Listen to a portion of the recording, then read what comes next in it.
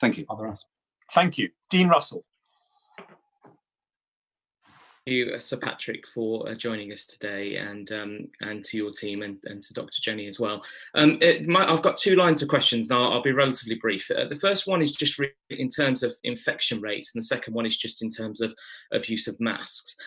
From an infectious perspective, how far are we in the science of understanding where people are most infectious? For example, is it a case that when they've got their symptoms in full flow, is that where they're most likely to infect somebody? And if not, and the reason why I ask is that is there a point here where, people who are perhaps less infectious at the start and at the end are going to have slightly less impact in terms of being locked down?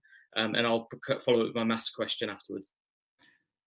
We think that the most highly infectious time is a day or two before symptoms start and 2 or 3 days after symptoms start, and thereafter it tails off reasonably quickly in most people, so that by between 5 and 7 days afterwards people are much less infectious. So the peak time for viral shedding and infectivity is around the time of start of onset, but precedes it as well, which is one of the reasons that asymptomatic transmission is potentially an important feature of this illness. So thank you for that. I just wanted to clarify before I ask my next question. So with regards masks, so I know that there's been a lot of debate around whether the public should wear masks, whether they're the PPE medical masks or whether they're just scarves around their mouths. I've been doing volunteering in my local Watford General Hospital, and I see a variation of people, some wearing masks and wearing not, from people that come in and volunteer. And I think the question really I've got is, with regards masks and covering one's face to stop infecting other people, is that something that you would say is worthwhile doing? And I have a very specific personal question to you, which is that which was given to me by a colleague of mine, which was that if you were in a supermarket that was full, everyone's still social distancing at 2 meters apart, and there were people in there perhaps coughing or perhaps not even showing that they've got coronavirus, would you feel more comfortable in a queue if everybody was wearing a mask versus if everybody wasn't? Well, let me deal with the latter point of that first. If people are coughing, they should be at home self-isolating.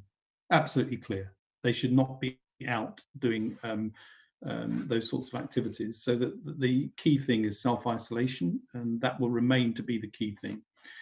The situation of masks, as you can tell by the number of eminent scientists who are very strongly in favour of one position or a completely opposite position, that the data and the evidence are not straightforward. So I'll tell you where SAGE got to in terms of its evidence, which has been given to ministers. We think that the evidence of masks preventing the spread of infection from one person to another is marginal but positive. So there is some evidence that it can do that.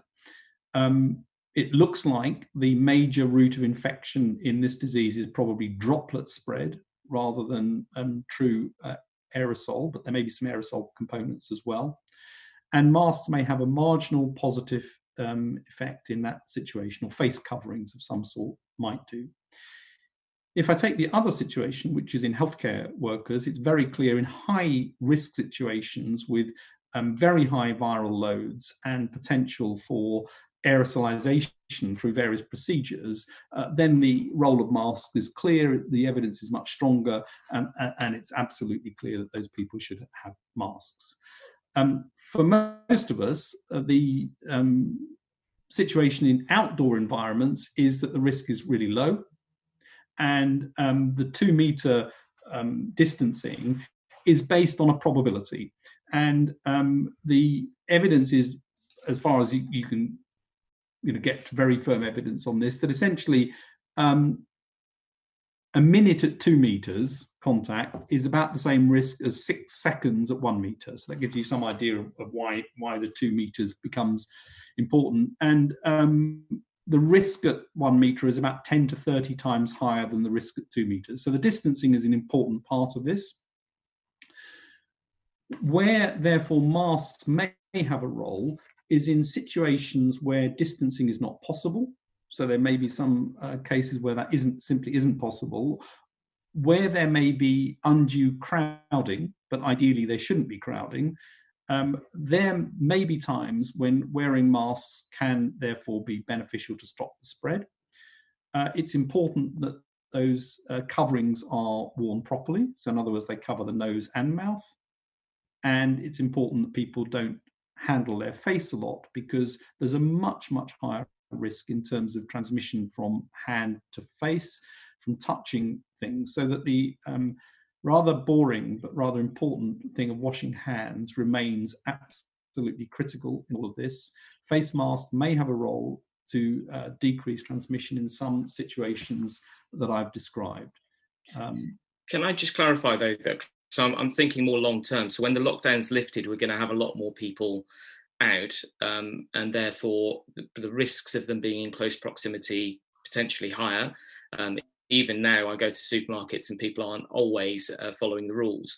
So I just wonder whether that might taint the decision around whether everybody should wear masks, or whether potentially we should trial masks being used in one part of the country. Obviously, the tracing app, which was launched yesterday, which is great, is being trialled in the Isle of Wight, for example. Is there any sense of perhaps testing, perhaps post-lockdown or during the latter phases of lockdown, to have one area perhaps trialling masks to see whether it made a difference?